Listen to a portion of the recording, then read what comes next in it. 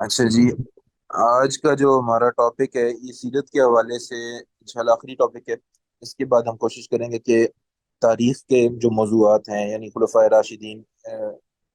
کے حوالے سے جو موضوعات ہم نے چنے تھے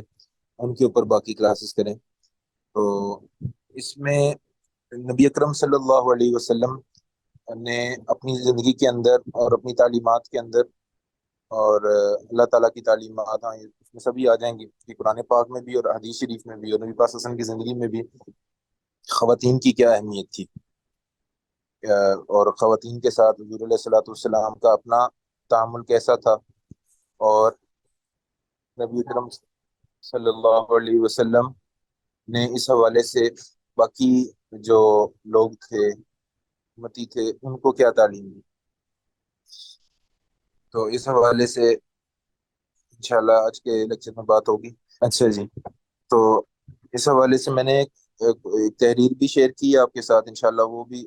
عامر صاحب شیئر کریں گے۔ اور میں اس سے پہلے تھوڑا سا بات کرنا چاہتا ہوں کہ ہم جس دور میں جی رہے ہیں، مطلب ہمارے حالات جو آج کل ہیں، یہ آپ ایک کہہ لیں کہ سوشل ایکٹیویٹیز کے حوالے سے، یہ یا سوشل ایکٹیویزم کے حوالے سے جو ہمارے یہاں معاشرے کے اندر یہ کہہ لیں کہ وہ ٹاپکس یا وہ موضوعات جن کے اوپر خوب امفیسائز ہے اس وقت پاکستان میں بھی اور پوری دنیا میں بھی،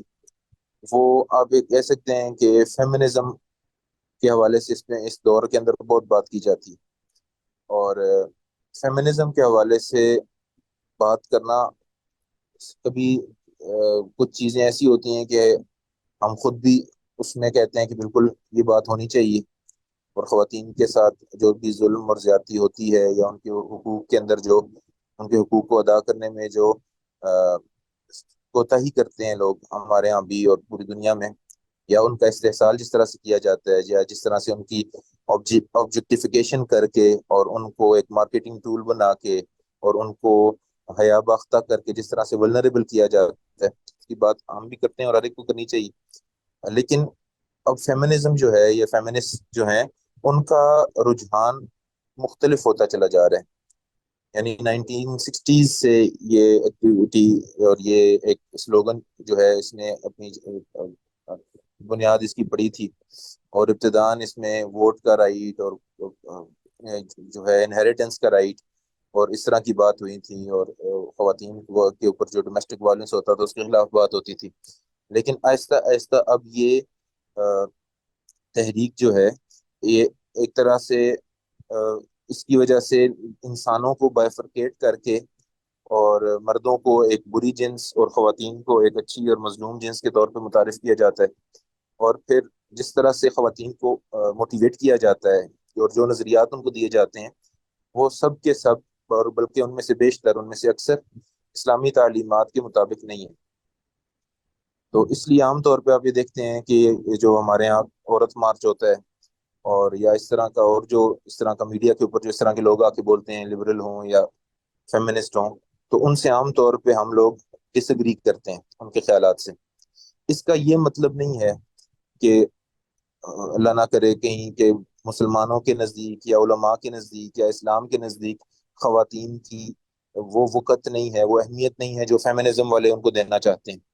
یا ہمیں ان کے حقوق کی پرواہ نہیں ہے، یا خواتین کے ساتھ ظلم و زیادتی جو ہوتی ہے، ان کے ساتھ جو جبر کا رویہ بعض معاشروں میں رکھا جاتا ہے اور مختلف جگہوں پہ مختلف صورتیں ہیں اس کی ہم تائید کرتے ہیں، ایسی ہرگز کوئی بات نہیں۔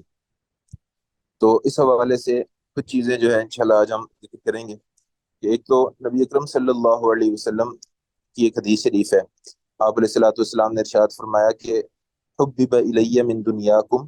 النساء والطیب وجعلت قرۃ عینی فی الصلاۃ، کہ تمہاری دنیا میں سے جو چیز مجھے محبوب بنا دی گئی ہے میرے لیے، احب نہیں کہا، احببت نہیں کہا، بلکہ حضور نے فرمایا حبب الیہ، یہ میرے لیے محبوب بنا دی گئی ہے، یعنی اس چیز کو اللہ نے میرے دل میں گھر کر دیا ہے، اس چیز کی محبت اور اہمیت اللہ نے میرے دل میں ڈالی ہے۔ وہ کیا ہے؟ النساء والطیب، کہ مجھے خواتین، جو عورت کی صنف ہے، خاتون ذات ہے، اس کی محبت اللہ تعالیٰ نے میرے دل میں ڈال دی، اور دوسری چیز خوشبو کی محبت اللہ نے میرے دل میں ڈال دی ہے، اور میری آنکھوں کی ٹھنڈک اللہ تعالیٰ نے نماز میں رکھ دی۔ اور اس سے کیا مراد ہے؟ نبی اکرم صلی اللہ علیہ وسلم نے خواتین سے جڑے جتنے رشتے ہیں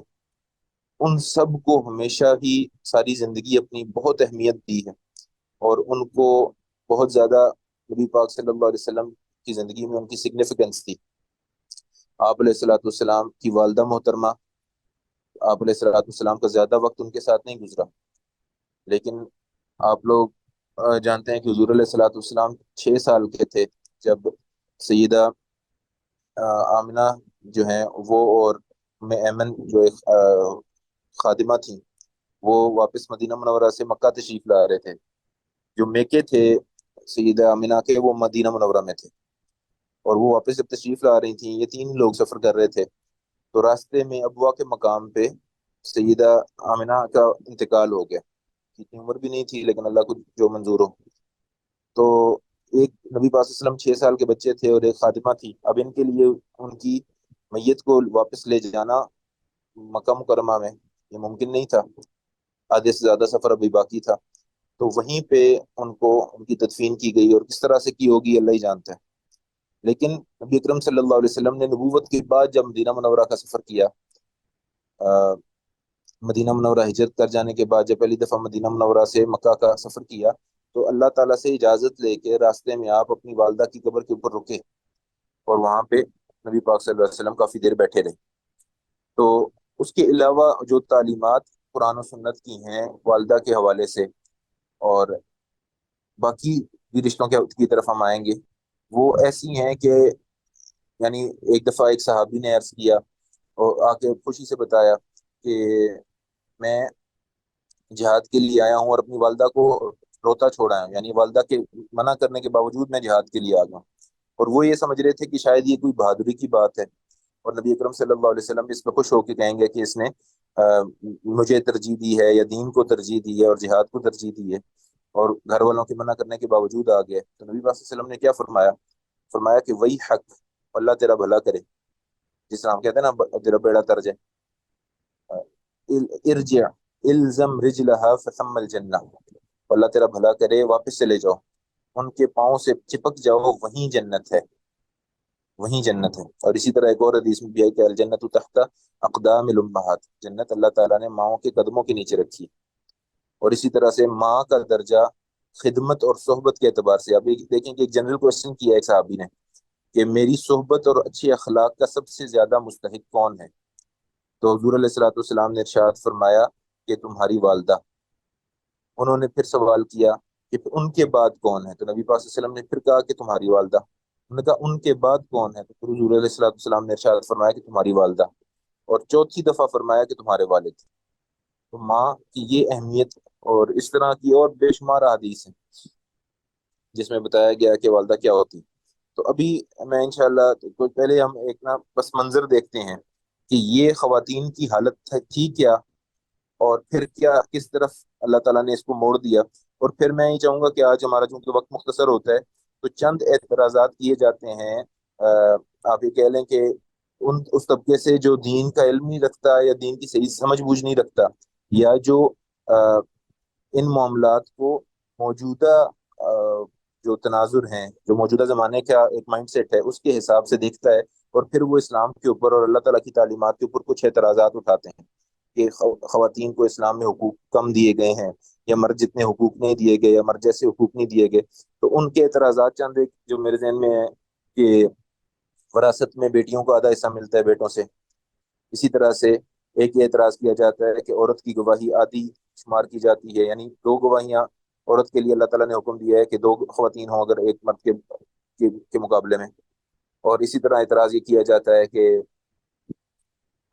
خواتین کو محرم کی کیوں ضرورت ہے سفر کے لیے، اور اس طرح کی جو چیزیں، اور کچھ لوگ پردے پہ بھی اعتراض کرتے ہیں کہ جی پردہ خواتین کیوں کریں۔ تو ان چیزوں کے حوالے سے بھی ہم بات کریں گے۔ تو پہلے میں چاہ رہا ہوں کہ جو میں نے آپ کے ساتھ جو چیزیں شیئر کرنی ہیں میں اس کو پڑھ لوں، تاکہ ایک دفعہ جنرل ٹاپک کور ہو جائے، اس کے بعد ہم ان چیزوں پہ آئیں گے۔ اور مجھے خوشی ہوگی کہ اگر آپ لوگ بھی کچھ سوالات کریں، اور اگر آپ لوگ بھی کوئی اس حوالے سے سوالات ہوں تو ان کو ریز کریں، تاکہ ہم ان کو چیزوں کو کور کر سکیں۔ اچھا جی، جو فائل آپ کے ساتھ شیئر کرنی ہے اس کو میں ایک دفعہ پڑھنا شروع کرتا ہوں۔ جہاں پہ کسی کو کوئی سوال ہو، آپ لوگ مائک اپنا آن کر کے اس کو وہاں پوچھ سکتے ہیں، کلیریفیکیشن لے سکتے ہیں۔ مجھے امید ہے کہ میری آواز کلیئر ہے اور بات سمجھ آ رہی ہے۔ اچھا جی۔ رسول اللہ صلی اللہ علیہ وسلم جس زمانے، علاقے اور معاشرے میں تشریف لائے، وہاں عورتوں سے حسن سلوک تو دور کی بات ہے، ان کی انسانی حیثیت بھی موضوع بحث بنی ہوئی تھی۔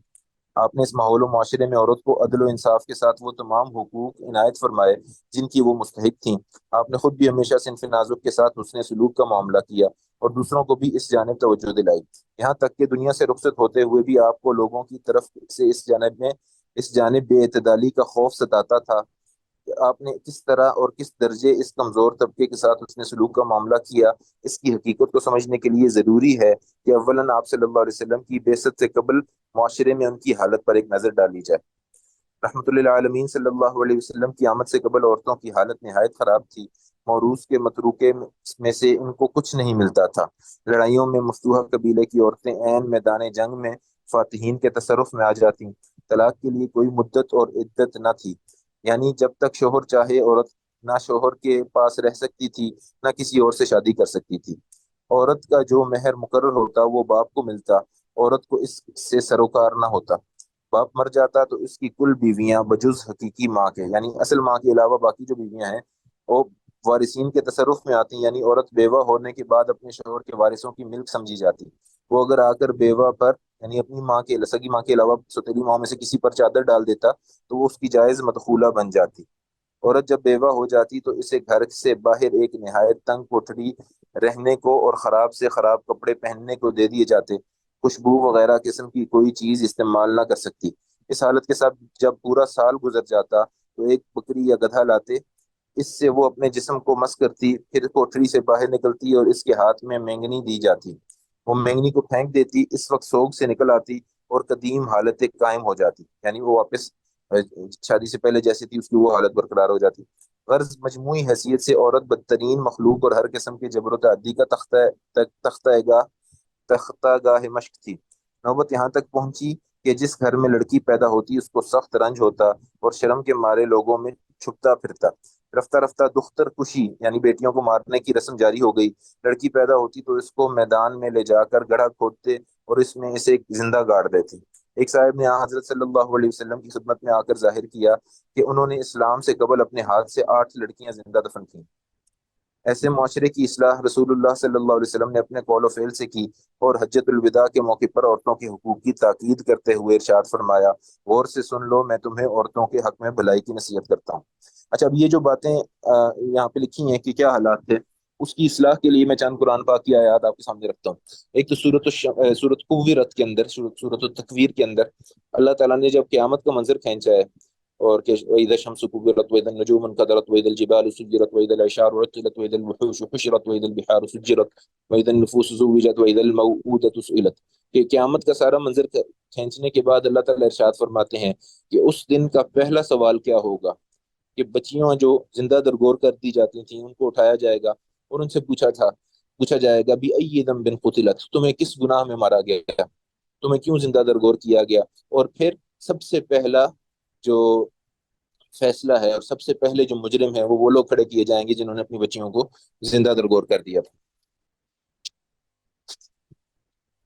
اچھا جی۔ تو اس کے بعد اسی طرح سے یہ جو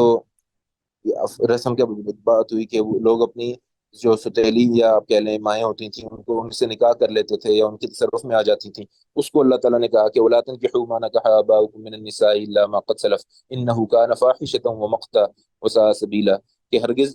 ان خواتین سے نکاح نہ کرو جو تمہارے والد کی بیویاں رہی ہیں، یہ اللہ کے نزدیک بہت بڑا جرم ہے اور ظلم ہے اور فحاشی ہے۔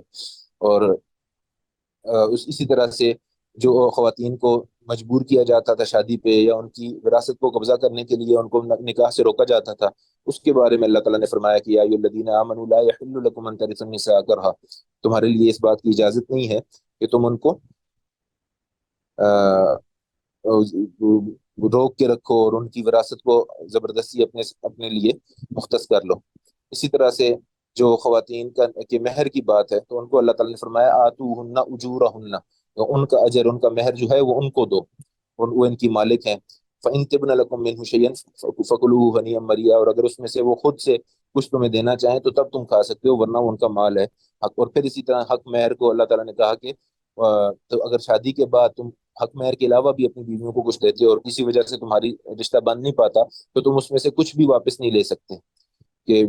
آتی تم احداہن قنطارا فلا تأخذوا منه شیئا، اگر تم نے ان کو جواہرات کا ڈھیر بھی دیا ہے اور تجوریاں بھی دی ہیں، تب بھی تم اس میں سے کچھ بھی واپس نہیں لے سکتے۔ تو اس طرح سے اللہ تعالیٰ نے ایک اسی طرح زہار کی ایک رسم تھی،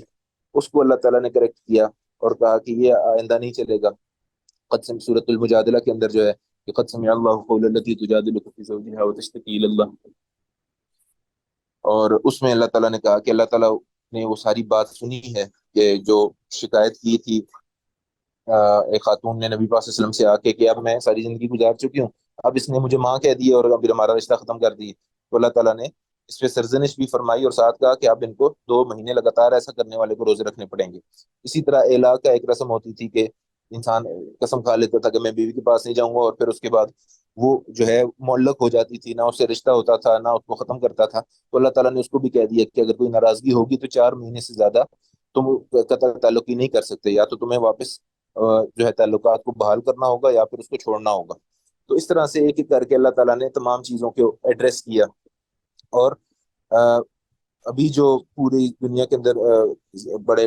بنتے ہیں کہ ٹھیکیدار ایک قسم کے خواتین کے حقوق کے، انہوں نے تو اب آ کے وراثت میں حصہ دینا شروع کیے اور ووٹ کا رائٹ دیا اور یہ سارا۔ تو مسلمانوں نے اور اسلام نے تو اللہ تعالیٰ نے شروع سے ہی ان کا وراثت میں حصہ رکھ دیا، اور للرجال نصیب مما اکتسبوا وللنساء نصیب مما اکتسبن، اور پورا وراثت کا ایک طریقہ کار بتا دیا۔ میں اس بالکل انشاءاللہ کلاس کے اینڈ میں جب آخری 10-15 منٹ میں نا ان اعتراضات کے جواب دوں گا جو اسلامی تعلیمات کے اوپر ہوتے ہیں۔ تو اسی طرح سے عزت دی، ماں کی جو شان بیان کی اور بہنوں کی جو شان بیان کی اور بیٹیوں کی جو شان بیان کی، اور رشتے جو اس کے علاوہ رشتے ہیں،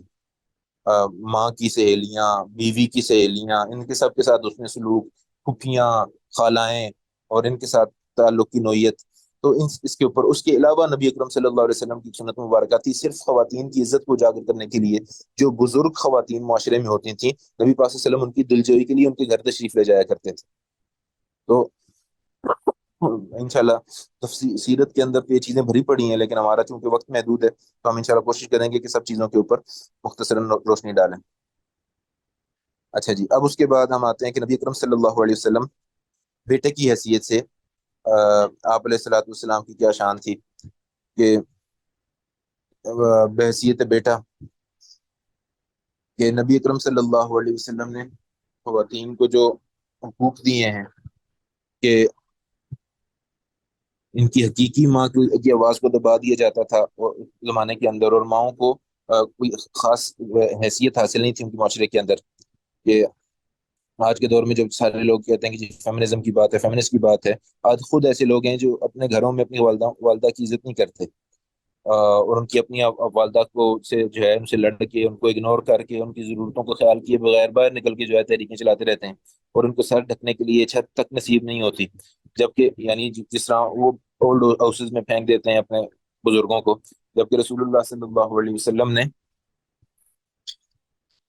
اپنے متبعین کو یہ تعلیم دی تھی کہ جنت ماں کے قدموں کے نیچے ہے۔ ابن ماجہ کی حدیث شریف ہے کہ الجنت تحت اقدام الامہات، بلکہ آپ صلی اللہ علیہ وسلم نے فرمایا کہ انسان کے حسن سلوک کی سب سے زیادہ مستحق اس کی ماں ہے۔ رسول اللہ صلی اللہ علیہ وسلم کی حقیقی والدہ تو زیادہ دن کو تو جینا نصیب نہیں ہوا، آپ 6 سال کے تھے کہ آمنہ خاتون جو تھیں نے اپنے خسر عبد المطلب سے چند روز کے لیے اپنے میکے قبیلہ بنی نجار میں جانے کی اجازت لی، اور ام ایمن جو حضور علیہ الصلوۃ والسلام کی خادمہ تھیں ان کی والدہ کی، وہ ماں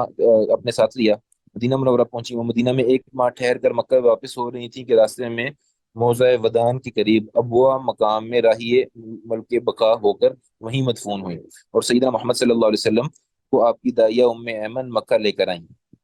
اس طرح آپ کو والدین کی کنارے عاطفت میں جو بچپن کے لیے ایک بڑی نعمت ہے، تربیت پانے کا اتفاق نہیں ہوا۔ اب یہ مختلف تاریخ اور سیرت کی کتابوں میں یہ بات لکھی ہوئی ہے، یہی وجہ ہے کہ ان کے ساتھ آپ کے واقعات دستیاب نہیں، البتہ آپ کی رضائی مائیں متعدد ہیں، اور آپ ان سب سے الفت و محبت اور احترام سے پیش آتے تھے، خصوصاً حضرت حلیمہ رضی اللہ تعالی عنہ کے ساتھ حضرت صلی اللہ علیہ وسلم کو بے انتہا محبت تھی۔ عہد نبوت میں جب وہ آپ کے پاس آئیں تو آپ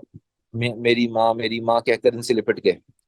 سویبہ ایک خاتون تھیں، یہ جو ہے ابو جہل کی غالباً لونڈی تھیں، انہوں نے بھی سیدنا حمزہ رضی اللہ تعالیٰ عنہ کو نبی پاک صلی اللہ علیہ وسلم کو کچھ عرصہ رضاعت کی تھی، کے لیے آپ خود مدینہ طیبہ سے مکہ مکرمہ میں حلے یعنی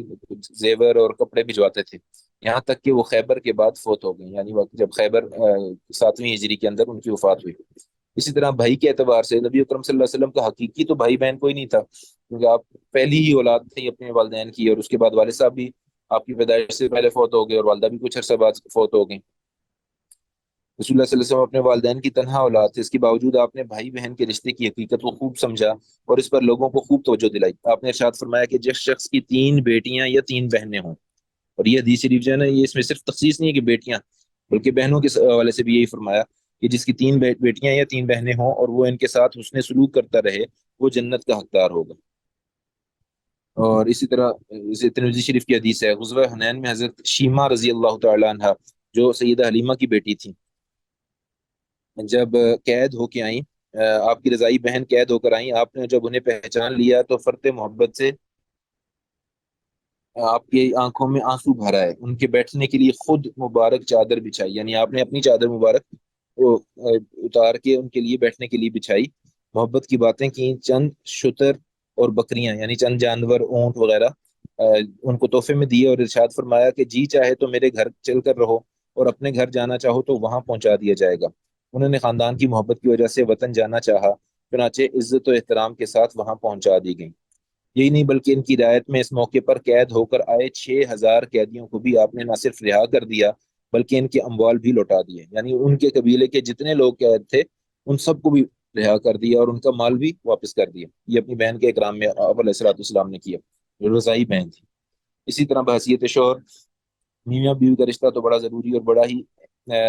عجیب ہوتا ہے کہ اکثر لوگ اس بابت افراط و تفریط میں مبتلا ہو جاتے ہیں، بعض بیوی کے پاؤں کی جوتی سمجھتے ہیں تو بعض غلام بنے نظر آتے ہیں۔ رحمۃ اللہ عالمین اس سے متعلق بھی حکیمانہ اعتدال کی تعلیم دی ہے۔ آپ صلی اللہ علیہ وسلم نے ارشاد فرمایا، شوہر کے ذمہ عورت کی یہ حقوق ہیں کہ جو خود کھائے وہی اپنی بیوی کو کھلائے، اپنے لیے کپڑے بنائے تو اس کے لیے بھی بنائے، اس کے چہرے پر نہ مارے،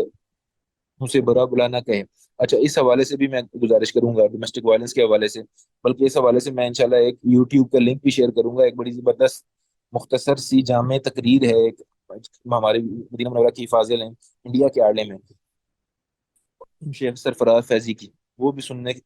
سے تعلق رکھتی ہے، انشاءاللہ اس کا لنک بھی میں شیئر کروں گا، آپ لوگ وہ بھی اس سے بھی استفادہ کیجیے گا۔ اسے برا بلا نہ کہے اور اسے بلا وجہ کہیں اکیلا نہ چھوڑے، مگر یہ کہ گھر میں، یعنی یہ نبی پاک صلی اللہ علیہ وسلم نے حدود متعین کی۔ آپ صلی اللہ علیہ وسلم اپنی بیویوں کی سہولت کی خاطر اپنے بہت سے کام از خود انجام دے لیا کرتے تھے، جیسا کہ حضرت عائشہ فرماتی ہیں کہ آپ اپنے سر سے جوئیں نکال لیتے، یعنی اپنے سر کی کنگھی کر لیتے، بکری کا دودھ دو لیتے، اپنے کپڑے سی لیتے، اپنے جوتے سی لیتے، یعنی اگر ٹانکا لگانے کی نوبت آتی، اور وہ اپنے بہت سے کام خود کر لیا کرتے تھے۔ آپ اپنے گھر میں کاموں میں لگے ہوتے، جب نماز کا وقت ہوتا تو سب چھوڑ کر چلے جاتے، یعنی نماز کے وقت کے حوالے سے فرماتی ہیں سیدہ کہ جب اذان ہوتی تھی تو ایسے لگتا تھا گویا آپ حضور ہمیں جانتے ہی نہیں، ورنہ اس کے علاوہ نبی پاک صلی اللہ علیہ وسلم ہمیشہ گھر کے کاموں میں ہاتھ بٹاتے تھے اور بڑا محبت سے تشریف آتے تھے، بلکہ گھر آنے سے پہلے ہمیشہ مسواک کا معمول تھا، تو اتنے خیال کرتے تھے۔ اور جب تو نفلوں کے لیے اٹھتے تھے تو کبھی رمضان کی آخری 10 راتوں کے علاوہ نبی پاک صلی اللہ علیہ وسلم نے امہات المومنین کو تہجد کے لیے نہیں اٹھایا، ان کے آرام کا اتنا خیال تھا، حالانکہ خود روزانہ پڑھتے تھے اور لمبی لمبی تہجد پڑھتے تھے۔ آپ فرماتے تھے کہ عورتیں شریف شوہروں پر غالب آ جاتی ہیں اور کمینے شوہر بیویوں پر غالب آ جاتے ہیں، یہ بھی عجیب حدیث ہے۔ انہوں نے فرمایا کہ یغلبن الکریم ولا یغلب علیہن الا اللئیم، یہ خواتین جو ہیں، شریف آدمی وہ ہوتا ہے جو جس کی جو اپنی شرافت کی وجہ سے بیویوں کو دبا کے نہ رکھے، اور جو تیز ترار آدمی ہوتا ہے، کمینہ لفظ تھوڑا سا سخت ہے، جو تیز ترار آدمی ہوتا ہے وہ جو ہے ان کو ستا کے رکھتا ہے اور دبا کے رکھتا ہے، کہ میں پسند کرتا ہوں، پھر ساتھ فرمایا کہ میں پسند کرتا ہوں کہ شریف و کریم رہوں چاہے مغلوب رہوں، اور میں اسے پسند نہیں کرتا کہ کمینہ اور بد اخلاق ہو کر ان پر غالب آ جاؤں۔ تو نیز آپ صلی اللہ علیہ وسلم نے فرمایا کہ تم میں سے سب سے بہتر شخص وہ ہے جو اپنی بیوی سے اچھا سلوک کرتا ہو، اور میں تم سب سے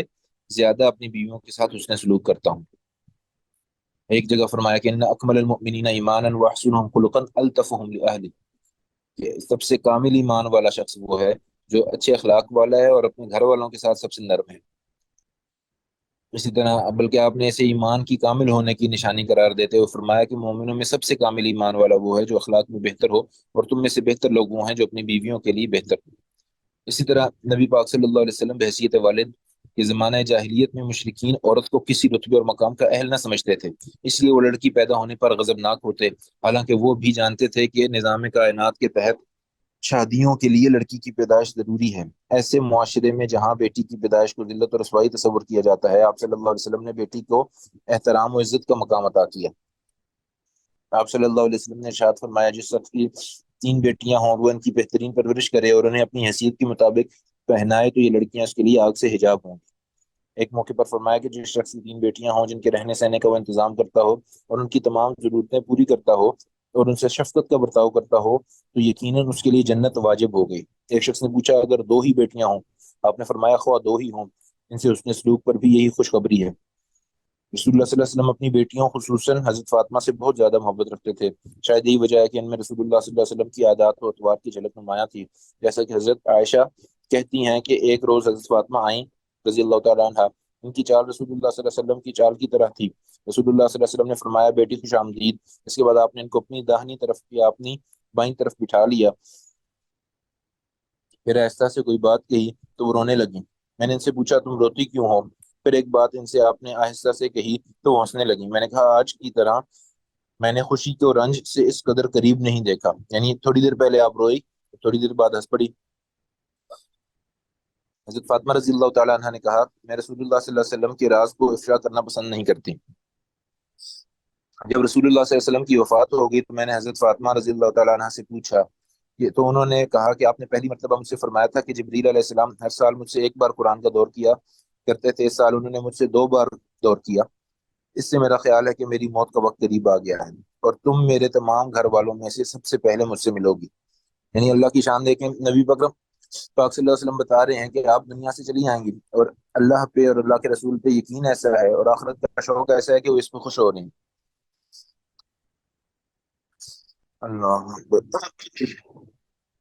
پھر دوسری مرتبہ فرمایا کہ میں اس بات پر راضی نہیں ہوں کہ تم اس بات پر راضی نہیں ہو کہ تمام جنتی عورتوں کی یا تمام مومنات کی سردار ہو۔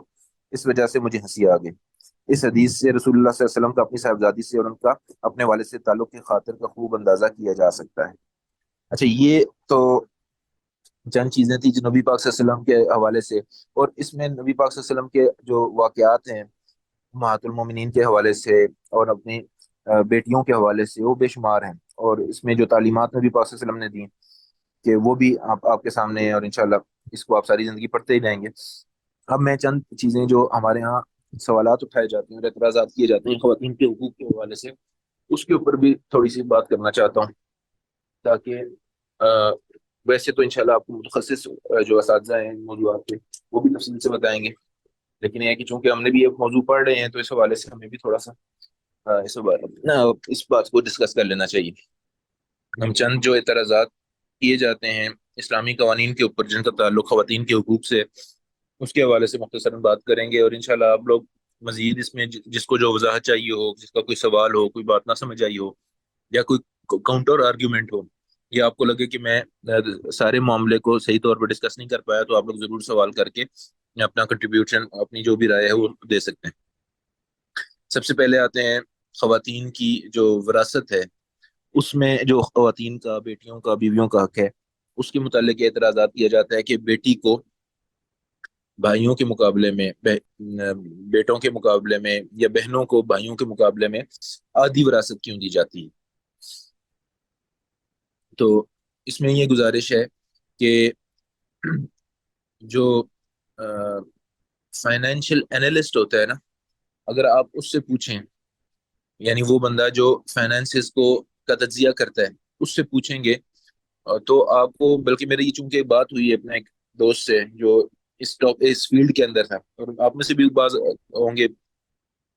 تو میں نے اس کے ساتھ اس معاملے کو ڈسکس کیا، تو اس کے سامنے جب میں نے ساری بات رکھی تو وہ کہتا ہے کہ مجھے تو ایسے لگتا ہے کہ اللہ تعالیٰ نے خواتین کو مردوں کے مقابلے میں زیادہ حصہ دیا ہے۔ اس کی بنیاد کیا ہے؟ میں مثال کے طور پہ آپ کو سمجھانے کے لیے ایک سوال کرتا ہوں کہ جیسے ہماری کلاس میں عامر صاحب ہیں، عامر صاحب کو میں کہتا ہوں، عامر صاحب یہ آپ، یعنی ہم فرض کر لیتے ہیں کہ ہماری کلاس جو ہے فزیکل ہوتی ہے، اس طرح سے نہ ہوتی آن لائن، اور میں عامر صاحب کو کہتا کہ عامر صاحب یہ 2,000 روپے آپ لیں، اور ساتھ میں اپنی کسی بہن کو کہتا، بچیوں میں سے کسی کو کہتا، جیسے مثال کے طور پہ خنسا ہیں، ان کو میں کہتا بیٹا آپ 1,000 روپیہ لیں، اور ساتھ میں یہ کہتا کہ عامر صاحب آپ نے کل سب کے لیے کھانا لے کے آنا ہے، سب کے لیے بریانی لے کے آنی، اور جو بہن ہے میری ان کو میں کہتا کہ بس یہ آپ کے اپنے ہیں۔ تو آپ مجھے یہ بتائیں کہ اب ان دونوں میں سے کس کے پیسے بچیں گے؟ خنسا کے۔ بہن کے جی۔ کیونکہ ان کو دیے تو ہیں لیکن ان کے اوپر کوئی لائبلٹی نہیں رکھی۔ اسی طرح سے اللہ تعالیٰ نے جتنی فائنینشیل لائبلٹیز ہیں، جتنی ضروریات زندگی ہیں، ان سب کا ذمہ دار لڑکے کو بنایا ہے۔ یعنی مثال کے طور پہ اگر وہ ایک فیملی کو رن کر رہا ہے تو بچے کی پیدائش، اس کا عقیقہ، اس کا نان نفقہ، اس کے کپڑے، اس کی ضروریات، اور فی زمانہ اگر آپ دیکھیں تو گھر کا کرایہ، بجلی کے بل، گیس پانی کا بل، ملازموں کی تنخواہ، اور جتنے بھی اخراجات ہیں وہ کس کی ذمہ داری ہیں پوری کرنا؟ وہ مرد کی ذمہ داری ہے۔ تو جس کو اللہ تعالیٰ نے زیادہ ذمہ داری دی ہے اس کو اس حساب سے، اس تناسب سے وراثت میں حصہ بھی زیادہ دیے۔ خواتین کے اوپر فائنینشیل لائبلٹی کیا ہے، یعنی اللہ کی طرف سے کیا چیز ان کے اوپر لاگو کی گئی ہے، سوائے گھر ان کو کے اپنے، سنبھالنا شیخ محترم۔ فائنینشلی میں کہہ رہا ہوں کہ سوائے ان کے اپنے مال کی، ان کے اپنے زیور کی زکوٰۃ کے، اللہ تعالیٰ نے خواتین کے اوپر فائنینشیل لائبلٹی کوئی نہیں رکھی۔ ہاں وہ صدقہ خیرات کرتی ہیں تو اچھی بات ہے، اس کا اجر انہیں ملے گا، جس طرح مرد اگر اپنی ضروریات کو اور اپنے ذمہ داریوں کو پورا کرنے کے بعد صدقہ کرتا ہے، خیرات کرتا ہے، تو اس کا اجر اس کو ملے گا۔ لیکن سوائے اپنے زیور کی زکوٰۃ کے یا اپنے مال کی زکوٰۃ کے، اللہ تعالیٰ نے خواتین سے کوئی اور مطالبہ نہیں کیا کہ بچوں کی نگہداشت یہ کریں گی یا بچوں کا، بلکہ حتیٰ یہاں تک ہے کہ اگر بیویاں اپنے بچوں کو کی رضاعت کرتی ہیں، ان کو فیڈ کرتی ہیں، تو اس کی وجہ سے بھی خاوند کے ذمہ ہے کہ ان کی خوراک کا اور ان کی ضرورتوں کا خاص خیال رکھیں۔ یعنی عام طور پہ بھی بیویوں کی کفالت کا حکم دیا، اور رضاعت کے موقع پہ خاص طور پہ اللہ تعالیٰ نے تاکید کی۔ تو اس طرح سے اللہ تعالیٰ نے خواتین کو لائبلٹی چونکہ کوئی نہیں دی، اس لیے سے ان کو، اور یہ کیوں ایسے رکھا ہے اللہ تعالیٰ نے، یہ ذمہ داری مرد کو کیوں دی ہے؟ یعنی یہ بھی تو لوگ اعتراض کر سکتے ہیں جی آپ ایکویلٹی پہ کیوں بلیو نہیں کرتے؟ اگر مرد کو بھی ذمہ داری دے دیتے، خواتین کو بھی دے دیتے، یا ان کو کہتے کہ جی تم دونوں کا پیسے، اور تم ایکولی رسپانسبل ہو دونوں خرچے کے لیے بھی، اور پیسے بھی برابر بانٹتے، تو یہ پھر نا انصافی ہونی تھی خواتین کے ساتھ۔ کیونکہ آپ جانتے ہیں کہ فزیکلی سارا مہینہ خواتین اس طرح سے صحت مند نہیں ہوتی جس طرح سے مرد ہوتا ہے۔ اسی طرح سے اللہ تعالیٰ نے خواتین کو ماں کا درجہ دیا ہے، اور وہ بچے کی پیدائش اور اس کی رضاعت کا سبب ہوتی ہیں۔ تو اس بڑی ایک جو ایسی لیبرس جاب ہے جس کے بارے میں اللہ تعالیٰ نے قرآن پاک میں فرمایا کہ حملت امہ کرہا ووضعته کرہا، کہ یہ حمل کا پروسیس اور بچے کی پیدائش کا پروسیس، پھر اس کے بعد اس کی پرورش کا پروسیس، اس کی دیکھ بھال کا پروسیس، ایک اچھا خاصا ٹیکسنگ کام ہے، اچھا خاصا مشقت والا کام ہے۔ تو ایسی صورت میں جہاں پہ یہ بھی رسپانسبلٹی تھی کہ اس نے بچے کو دنیا میں بھی لانا ہے، پھر اس کی نگہداشت بھی کرنی ہے، اس کو جب تک کہ وہ انڈیپینڈنٹ نہیں ہو جاتا کسی حد تک، تب تک اس کا خیال بھی رکھنا ہے، اس کو اٹھانا ہے، سلانا ہے، اور ساتھ ساتھ یہ بھی ہوتا ہے کہ ٹھیک ہے جی دونوں کے پاس ایکول پیسے ہیں اور دونوں کمائیں اور دونوں خرچ کریں، تو یہ اس کے اوپر ڈبل برڈن ہوتا جو اب دنیا ایکسپیرینس کر رہی ہے۔ آپ دیکھتے ہیں کہ ویسٹ کے اندر سنگل مدرز کی زندگی کس طرح سے عذاب بنتی ہے، اور اسی عذاب سے نکلنے کے لیے وہ لوگ وہاں پہ ابورشن رائٹ کی تحریک چلاتے ہیں کہ بھئی خواتین جو اس ذمہ داری کو اٹھانے کی سکت نہیں رکھتی، وہ ان کو ابورشن کا رائٹ دیا جائے، اور وہ یہ رائٹ اس لیے مانگتے ہیں کہ ان کے ہاں مرد جو ہے وہ بچوں کی رسپانسبلٹی نہیں لیتے، شادی کے بغیر بھی وہ جو ہے وہ اپنے تعلقات قائم کر لیتے ہیں، اور وہ پھر اس کے بعد جب کوئی اس طرح کی صورت ہوتی ہے تو مرد نکل جاتا ہے، بھاگ جاتا ہے، اور خواتین کے اوپر وہ ساری ذمہ داری آ جاتی ہے کہ بچے کو پیدائش بھی ہے، اور اس کے بعد اس کو رکھنا بھی ہے، اس کی پرورش بھی ہے، اس کے خرچے بھی اٹھانے ہیں، اور پھر اس سوشل سرکل کے اندر اپنے آپ کو بھی اس طرح سے مینٹین کرنا ہے کہ وہ سوشلی آبسلیٹ نہ ہو اور وہ آؤٹ ڈیٹڈ نہ ہو، یا لوگ اس سے کنارہ کشی نہ اختیار کریں۔ تو یہ ایک بڑا جبر والا ایک رویہ ہے جو خواتین کے ساتھ رکھا جاتا ہے۔ تو یہ وجہ ہے کہ اللہ تعالیٰ نے چونکہ لائبلٹی نہیں دی، اس لیے ان کو ماں کو یا بیوی کو یا بیٹی کو یا بہن کو حق بھی اس طرح سے دیے۔ اور ایک اور اس کی بڑی وجہ ہے، وہ یہ ہے کہ آپ کو پتا ہے کہ اگر اکیلی بیٹی ہو ایک، تو اس کو آدھا جائیداد کا حصہ ملتا ہے، باقی رشتہ داروں میں جاتا ہے، اور اگر دو بیٹیاں ہیں، دو سے زیادہ ہوں، تو ان کو 2/3 ملتا ہے اور باقی رشتہ داروں میں جاتا ہے۔ اب کوئی کہے گا کہ یہ اکیلا بیٹا ہوتا تو اس کو سارا مل جاتا ہے، اکیلی بیٹی کو آدھا ملتا ہے، یہ کیا؟ تو اللہ تعالیٰ نے جو احکام دیے نا، وہ ریالٹی، کرول ورلڈ کو کی ریالٹی کو سامنے رکھ کے دیے ہیں۔ خواتین کو اگر ساری جائیداد مل جائے تو اپنے خاندان کے لوگ ہی دشمن ہو جاتے ہیں، اور خواتین کے لیے یہ آسان نہیں ہوتا کہ اس کو ڈیفینڈ کرنے کے لیے وہ جا کے قبضہ لیں یا کیسز جا کے لڑیں عدالتوں کے اندر، یا پھر وہ برڈن اور پریشر برداشت کریں، جبکہ معاشرے کے اندر ہزار قسم کی برائیاں اور فسادی لوگ اور خبیث لوگ موجود ہوتے ہیں۔ تو اللہ تعالیٰ نے یہ چاہا کہ اس کے اندر ایسا پارٹنر رکھ دو جو اس کے لیے سٹینڈ لے سکے۔ اور یہ اب اگر جو جتنا زیادہ جانتا ہے معاشرے کی حقیقت کو اور عدالتوں کی حقیقت کو، عدالتی نظام کی حقیقت کو، اور لوگوں کی جو آپ یہ کہہ لیں کہ ایک فطرت ہے اور جو ولنریبلٹی ہے خواتین کی، جو جتنا اس کو سمجھتا ہے وہ اس چیز کی حکمت کو اتنا زیادہ سمجھ سکتا ہے کہ اللہ تعالیٰ چاہتے تھے کہ ایک ایسا شریک ہو جائے، ایک ایسا پارٹنر ہو جائے جو اس کے لیے سٹینڈ لے سکے۔ اور اگر کوئی بھی ساتھ پارٹنر نہیں ہوگا تو کوئی پرواہ بھی نہیں کرے گا، وہ کہے گا ٹھیک ہے جی اس کی جائیداد ہے ساری، وہ خود سنبھال لے، خود دیکھ لے، خود حفاظت کر لے، تو بڑا مشکل ہو جاتا ہے۔ اس کے اندر اللہ تعالیٰ کے ہر حکم کے اندر حکمتیں ہوتی ہیں۔ اس حوالے سے، وراثت کے حوالے سے، اگر کسی کو کوئی سوال ہو تو وہ کر سکتے ہیں، یا جو میری بات ہے اگر نہیں سمجھ آئی ہے، لگتا ہے کہ کنونسنگ نہیں ہے، تو آپ اپنی رائے ضرور دیں۔ سر کوشچن نہیں ہے، لیکن کامنٹ ہے کہ جو آپ نے ابھی جی بتایا کہ عورت اگر ایک ہو بچی تو اس کو آدھا ملتا ہے اور مرد کو پورا مل جاتا ہے اگر بیٹا ہو، تو یہ جی تو جی بہت اچھی بات مطلب ایک طرح سے لگی، کیونکہ ابھی اتنی اس حصے پہ بھی جو رشتہ دار ہوتے ہیں وہ اتنا کر رہے ہوتے ہیں کہ خاندان سے باہر اس کی شادی نہ ہو اور بالکل خاندان کے اندر ہی جائیداد رہے، باہر نہ چلی جائے، تو اگر اس کو پورا حصہ ملتا تو پھر تو آؤٹ آف فیملی میرج اس کا کانسیپٹ ہی ختم ہو جاتا، اور پھر بالکل وہی صحیح، جینیٹک ڈیزیزز اور وہ سارا ایشو جو ہے وہ پاکستان میں شاید اور بھی ڈبل ٹریپل ہوتا۔ بالکل صحیح بات۔ اور صرف سیکنڈ میرا یہ کوشچن ہے کہ پھر اگر اسلام میں ہے تو صحیح تعلیمات، لیکن پھر یہ رواج کیوں نہیں ہے اب بیٹیوں کو جائیداد دینے کا یا اس طرح سے؟ کیا لوگ اسلام سے دور ہو گئے ہیں؟ میرے خیال میں پھر یہی ہوگا کہ اس پہ فوکس نہیں کیا لوگوں نے یا اسکالرز نے، بیٹا کیونکہ یہ یہ ہمیشہ سے جو انسان کا کی سوسائٹی رہی ہے نا، اس کی ہسٹری کا مسئلہ یہ رہا ہے کہ ہمیشہ سے رائٹ از مائٹ کا کانسیپٹ جو ہے نا یہ پریویل کر جاتا ہے، کیونکہ انسان فطری طور پہ لالچی ہے۔ ہم لوگ فطری طور پہ جو ہے وہ خود غرض ہیں، سیلفش ہیں۔ تو جب تک ہماری تربیت نہ ہو اور ہمیں اللہ تعالیٰ کا خوف نہ ہو، یا پھر ہمیں قوانین سختی سے نہ کنٹرول کرتے ہوں، ہم فطری طور پہ اپنے ہی مفاد کے لیے سٹیپس لیتے ہیں۔ اور یہ ہمیشہ سے رہا ہے کہ خواتین، صرف یہ نہیں کہ عرب کے اندر خواتین کے ساتھ اس طرح سے ہوتا تھا، بلکہ یہی جس طرح کی رسموں کی میں نے بات کی، یہی ہندوانہ رسوم بھی تھیں، ان کے دین کا بھی ایسا تھا کہ ستی کی رسم ہے اور خواتین کو اس طرح سے، بلکہ آپ کو میں عرض کر رہا ہوں نا کہ ویسٹ کے اندر بھی ان کو ووٹ کا رائٹ اور یہ جو رائٹ آف اونرشپ اور یہ ساری باتیں یہ ابھی دینا شروع کی ہیں انہوں نے، یہ ریولوشن جو 100 سال پہلے ہوئے، اور اب تک وہاں پہ آپ دیکھ لیں کہ اس حد تک ولنریبل کیا ہوا ہے خواتین کو کہ بالکل ان کو ان کی آبجیکٹیفیکیشن کو، ان کو آبجیکٹیفائی کرنے کو تو ثواب کا کام سمجھتے ہیں۔ یہ جتنی فیشن انڈسٹری ہے، یہ جو جتنی انٹرٹینمنٹ انڈسٹری ہے، ان کو کوئی سروکار نہیں ہے کہ جس خاتون کو ہم ریمپ پہ چلا رہے ہیں وہ اس کی کوئی عزت ہے، بلکہ انہوں نے اس کو ایک صرف مارکیٹنگ ٹول بنا دیا ہے، اور بلکہ اس کی وجہ سے وہ اپنی ایسی پروڈکٹس بیچتے ہیں جو کہ شاید کوئی لیتا بھی نہ ویسے۔ تو یہ ہمیشہ سے اس کی صرف ایک بڑی وجہ یہ ہے کہ انسان مائٹ از رائٹ کے اصول پہ چلتا ہے، کہ جس کا جہاں پہ بس چلتا ہے وہ اسے وہاں پہ زیادتی کرنے سے باز نہیں آتا۔ صرف اس کو روکنے والی طاقتیں، ایک تو یہ ہو سکتی ہے کہ قانون کی طاقت ہو، اللہ تعالیٰ کے احکام کو نافذ کیا جائے، دوسرا یہ ہے کہ لوگوں کے اندر خوف خدا ہو کہ وہ اللہ سے ڈر کے جو قانون کی گرفت سے بچ بھی سکتا ہے وہ بھی اللہ کے خوف کی وجہ سے لوگوں کے حقوق ادا کرے۔ اور اس میں دونوں چیزیں ہیں۔ ہمارے ہاں بھی چونکہ ہندو رسم و رواج قائم تھے، تو اللہ کا شکر ہے اسلام تو آ گیا ہمارے بھی خطے میں اور باقی دنیا میں بھی اسلام پھیلا، لیکن ہم لوگ ان تمام رسم و رواج سے نجات نہیں حاصل کر سکے۔ ہم نے بس جس چیز کے اوپر زیادہ ایمفیسائز تھا، ہمارے یہاں بھی آج بھی آپ دیکھ لیں اسلام کی جب بات ہوتی ہے تو زیادہ تر بات عقائد کی اور عبادات کی ہوتی ہے۔ ہمارے یہاں اخلاق کو یا معاشرت کو یا سیاسی نظام کو یا معیشت کو اس طرح سے اسلامی تعلیمات کے تحت لانے کی کوشش نہیں کی جاتی۔ بس وہ کہتے ہیں لوگ چل رہے ہیں چلاتے رہو، بم دیندار طبقہ اسی پہ خوش ہے کہ جی آ جاتے ہیں، ہمیں چندہ دے جاتے ہیں، ہمارے ادارے چل رہے ہیں، ہم بات پڑھا دیتے ہیں۔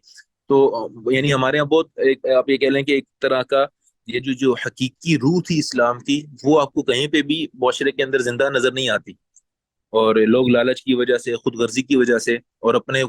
قدیمی ہندوانہ یا جو بھی کلچرل رسم و رواج ہیں اس کی وجہ سے وہ ساری چیزوں کو گیو اپ نہیں کرتے۔ اسی وجہ سے آپ دیکھتے ہیں نا کہ جیسے ہی نبی اکرم صلی اللہ علیہ وسلم نے پردہ فرمایا، آپ کا وصال ہوا، تو سب سے پہلے جو بغاوت ہوئی تھی وہ زکوٰۃ کے حوالے سے ہوئی تھی، کہ لوگوں نے کہا کہ اب ہم زکوٰۃ نہیں دیں گے کیونکہ اب حضور علیہ الصلوۃ والسلام نہیں ہیں، وہ اب ہمارے لیے دعا کرتے تھے. یعنی انسان اتنا لالچی ہے کہ سب سے پہلی بغاوت ہی زکوٰۃ کے موضوع پہ ہوئی. لیکن حضرت ابوبکر صدیق رضی اللہ تعالیٰ عنہ اور ان کے قربان جائیں اور اللہ تعالیٰ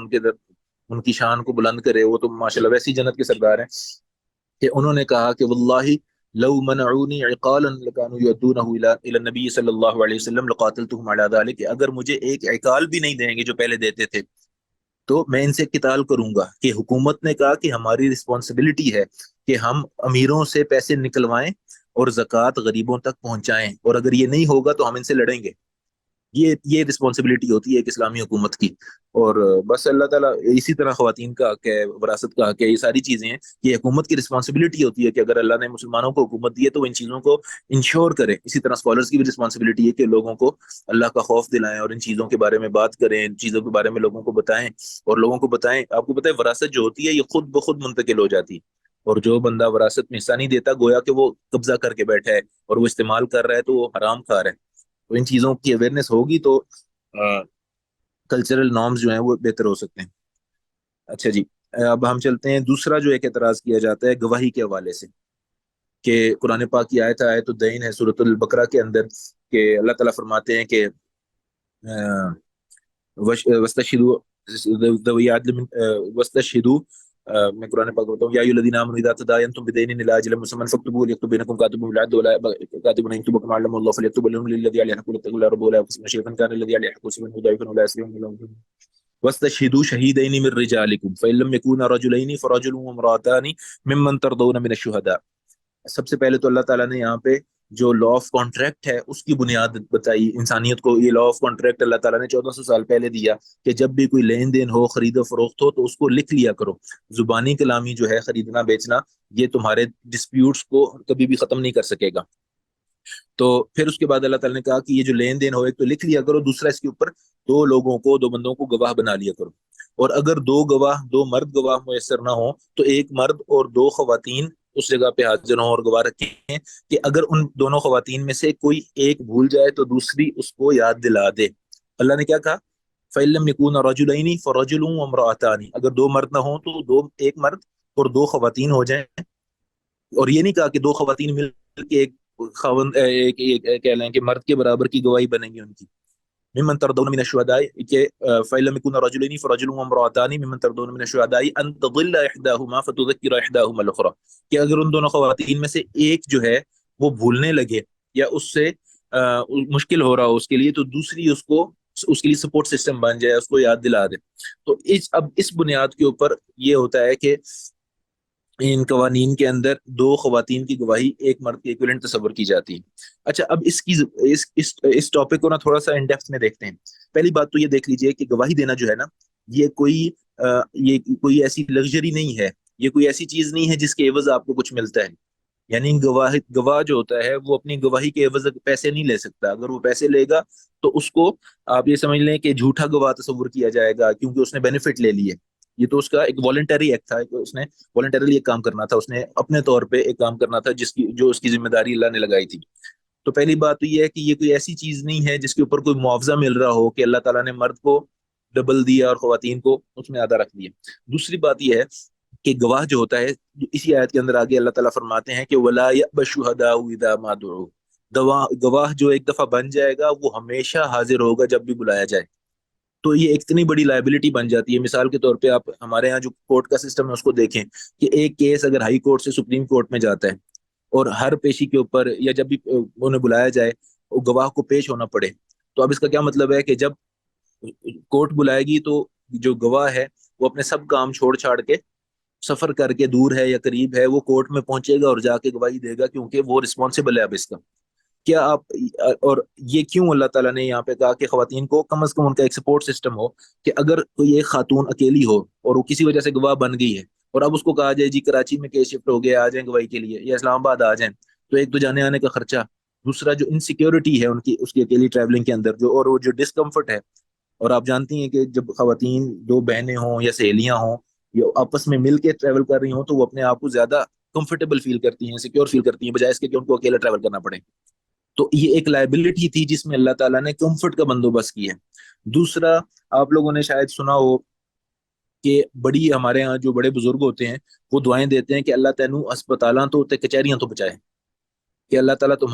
تمہیں ہسپتال جانے کی اور وہاں رہنے کی آزمائش سے بچائے، اور عدالتوں میں جانے کی اور وہاں کی آزمائش سے بچائے۔ اس کی وجہ کیا ہوتی ہے؟ خاص طور پہ کچہریاں جو ہیں، عدالتیں جو ہیں، یہ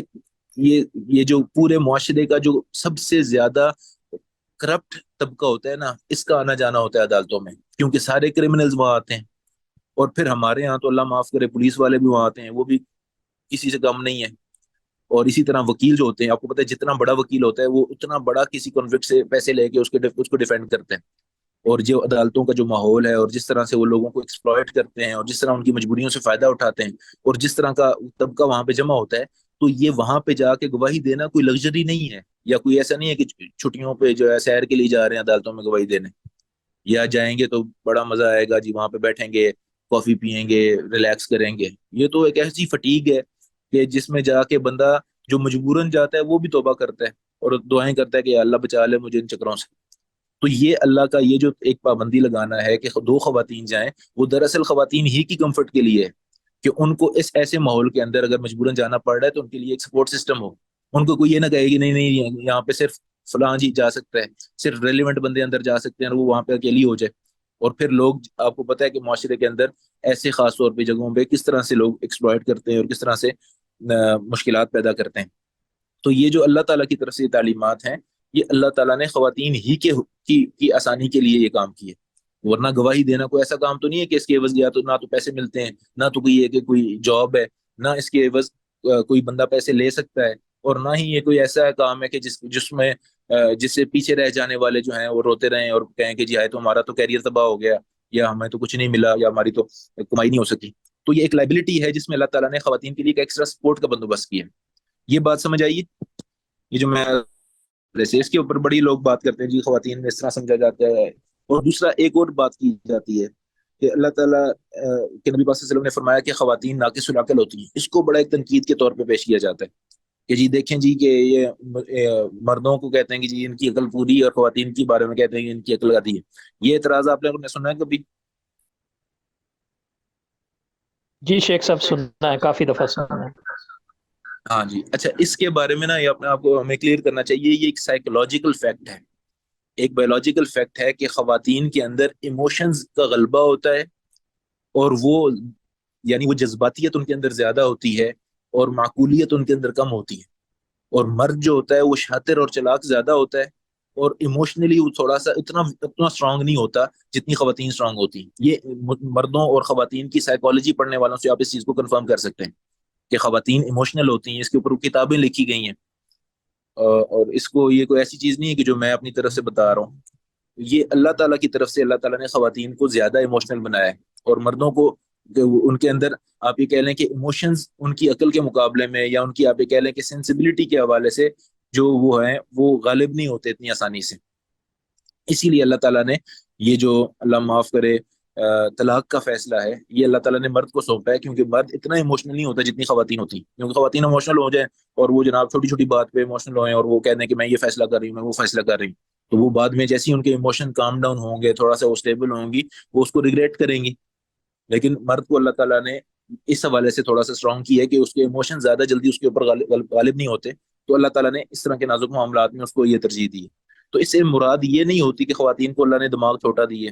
یا ان کا دماغ کام نہیں کرتا، ان کے ایموشن اسٹرانگ ہیں۔ اسی لیے تو اللہ تعالیٰ نے ماں کو ماں بنایا ہے،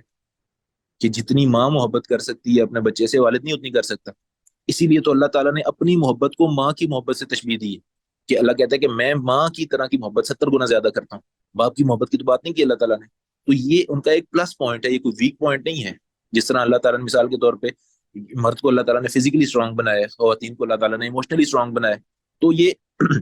لیکن بہت سارے فیصلے ہوتے ہیں جو ایموشنز کے اوپر نہیں کیے جا سکتے، اس کے لیے ایک کام سٹیٹ تک واپس آنا، اور پھر اس کے بعد سوچ بچار کر کے چیزوں کو جو ہے دیکھنا، اور چیزوں کو جو ہے وہ انالائز کر کے ان کے مطابق ان کو لے کے چلنا زیادہ ضروری ہوتا ہے۔ تو اس حوالے سے یہ جو میں نے گزارش کی آپ کے سامنے، گواہی کے حوالے سے بات اور عقل کے حوالے سے بات، اس کے حوالے سے کسی نے کوئی رائے دینی ہے، کمنٹ کرنا ہے یا سوال کرنا ہے تو آپ کر سکتے ہیں۔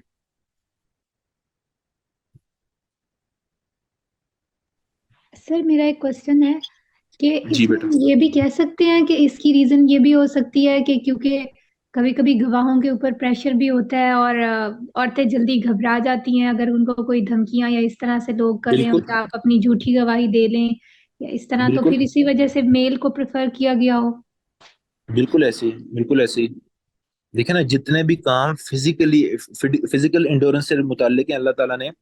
यानी आप ये कह लें कि सोशल प्रेशर से जो चीजें मुताल्लिक हैं, उसमें अल्लाह ताला ने मर्द को जिम्मेदार बनाया है कि जाके कमा के लाओ,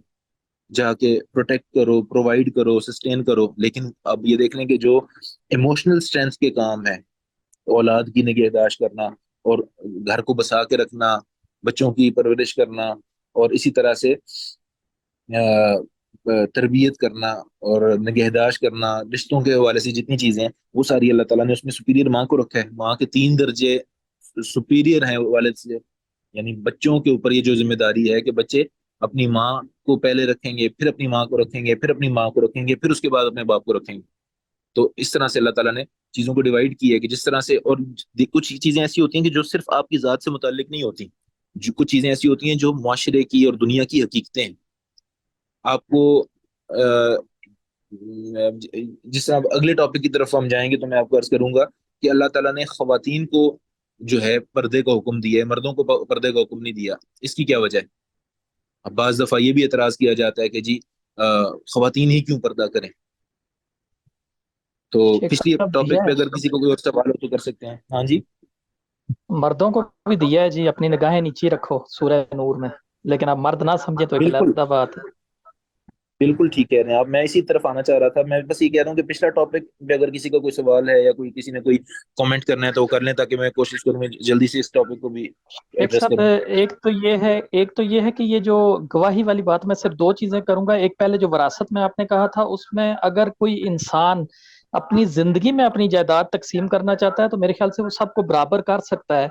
इवन वहां पे भी लेडीज को बराबर हिस्सा मिल सकता है एज अ हिब्बा। सही तो कर सकता है, बिल्कुल। तो ये चीज भी है, वहां पे भी फिर औरत की हक तलफी नहीं हो रही। और नहीं, दूसरी जो मैं अभी तो अर्ज आपने कर रहा गवाही हूँ कि वाली बात की। हिबा तो कर ही सकता है ना। लेकिन अगर वो हिबा ना भी करे, जो जी शेख विरासत का साहब। हक अल्लाह ताला ने रखा है, अगर आप उसको भी कंसिडर करें तो वो भी अनजस्ट नहीं है। बल्कि अल्लाह ताला बगैर किसी लायबिलिटी के हाफ शेयर दे रहा है, और एक तरफ पूरी लायबिलिटीज के साथ साथ एक कंप्लीट शेयर दे रहा है। तो मैंने जिस तरह पहले जी बात की, शेख साहब। बचता तो उसी का है जिसको के ऊपर लायबिलिटी नहीं है। जी। जी शेख साहब। अच्छा, दूसरी शेख साहब ये थी कि ये जो गवाही वाला मसला है, ये सिर्फ औरत की जो दो गवाहियां हैं, ये फाइनेंशियल मैटर में है ना शेख साहब? अदर मैटर में तो उसकी गवाही पूरी होती है।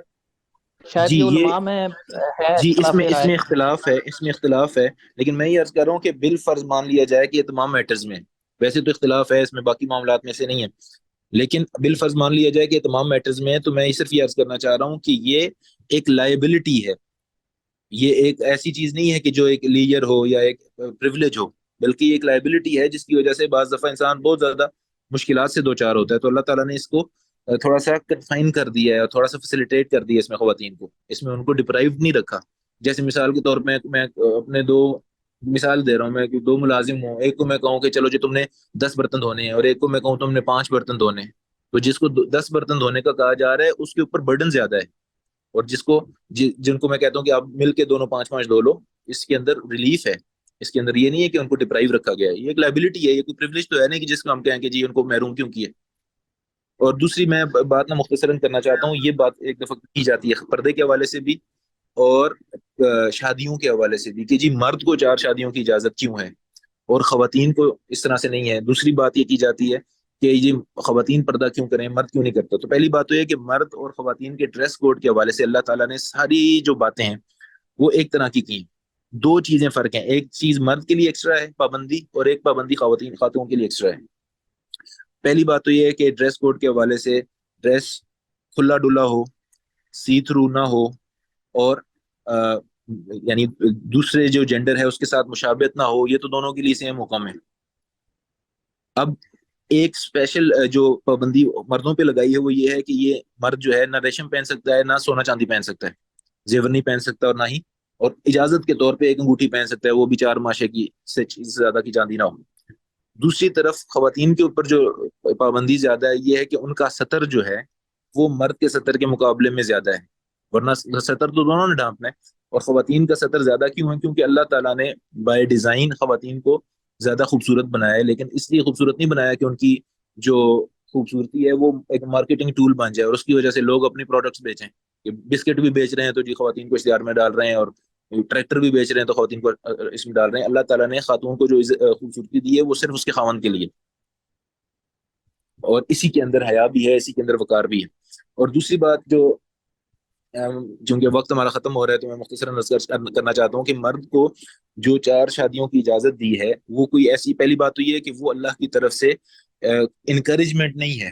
بلکہ اللہ تعالیٰ نے، اب یہ 4 شادیوں کا خیال کن کو آتا ہے؟ یہ وہ لوگ ہوتے ہیں جن کے پاس پیسے کی کوئی کمی نہیں ہوتی،